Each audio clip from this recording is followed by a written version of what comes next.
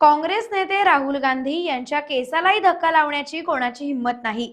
त्यांच्या केसाला धक्का लावण्याचा प्रयत्न करा, काँग्रेस रस्त्यावर उतरल्याशिवाय राहणार नाही, असा इशारा महाराष्ट्र प्रदेश काँग्रेस अध्यक्ष नाना पटोले यांनी दिलाय। महाराष्ट्र काँग्रेस कमिटीची कोकण विभाग जिल्हानिहाय बैठक रायगडात पार पडली। या कार्यक्रमात ते बोलत होते।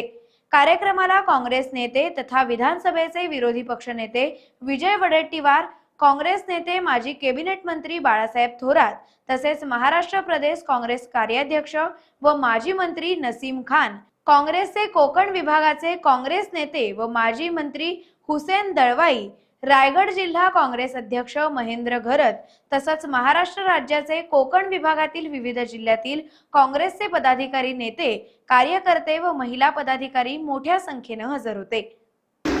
मैं तुम्हें विश्वास देता हूं कि कोकण हम कांग्रेस के लिए हम पुनः वापस लाने की कोशिश पूरी ताकत के साथ करेंगे कि दोबारा हमारे मछुआरों पे अन्याय ना हो, दोबारा हमारे आदिवासी पे अन्याय ना हो।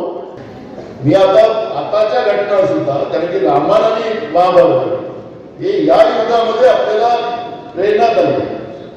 आज पण सत्तेमध्ये बसलेली लोक जे संयमाने वागणारे आमचे राहुल गांधी, ज्यांनी हिंसेचा नेहमी विरोध केला, नफरत के बाजार में मोहब्बत की दुकान ज्यांनी जाहीरपणे उघडली, तो काय असा होता।